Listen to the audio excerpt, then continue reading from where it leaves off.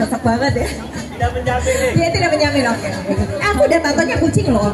Iya. Oke, silakan. Ya, mohon maaf. Oke. Sebenarnya tantangan terbesarnya mungkin karena masih banyak banget orang-orang yang menganggap hewan itu derajatnya di bawahnya manusia gitu. Jadi orang tuh masih banyak yang nggak aware kalau kita juga harus memikirkan kesejahteraan mereka gitu, karena ya kita hidupnya berdampingan. Jadi karena kita sama-sama makhluk hidup, bukannya karena mereka nggak punya akal atau karena mereka nggak bisa ngomong, jadi mereka derajatnya di bawah kita, tapi kita harusnya hidupnya berdampingan gitu. Karena kita sama-sama membutuhkan, kita juga membutuhkan hewan, hewan juga membutuhkan kita gitu. Jadi masih banyak banget orang-orang yang nggak aware terhadap itu. Jadi mereka tuh masih tidak memikirkan kalau mereka juga bisa merasakan sakit, masih punya perasaan juga, bisa stres, bisa sedih, kayak gitu. Kurang peduli mungkin ya, kurang lebih ya. Gitu. Peduli dikit dong, gimana sih? Ya seperti ada dokter ini ya, dokter Nadira bilang ya. Speaking of dokter Nadira, kita juga sudah kedatangan ternyata Mbak Davina Veronica di sini. Yes, selamat datang. Itu dia ya, oke. Itu dia dari Yayasan Nata Satwa Nusantara. Selamat pagi Mbak. Oke, tadi pas banget udah nyampe, kita langsung tanya aja, nggak apa-apa ya? Yes, langsung. Nggak apa-apa, langsung.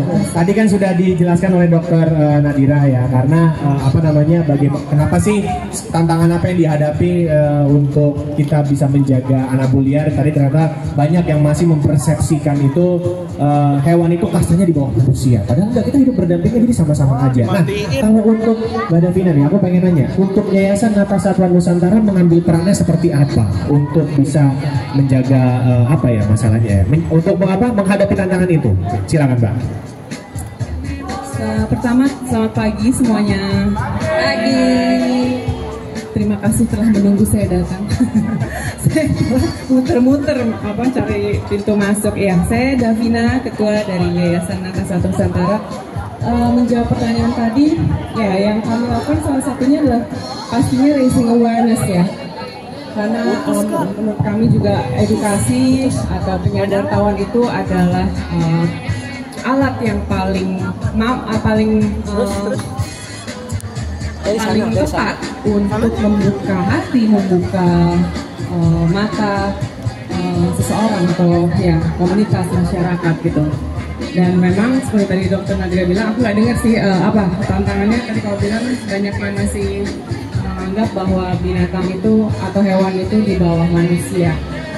Ya kalau menurut kami itu benar, saya setuju, dan maksudnya stigma seperti itu, dan kami tidak setuju karena selama makhluk itu bisa bernafas dan punya rasa karsa, yang karsa itu kehendak dalam hidup ya, ingin hidup nyaman, hidup bebas dari rasa takut, itu kan berarti dia hidup ya, berarti maksudnya Punya nyawa.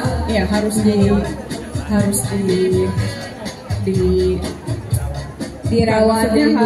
keberadaannya itu harus kita akui gitu.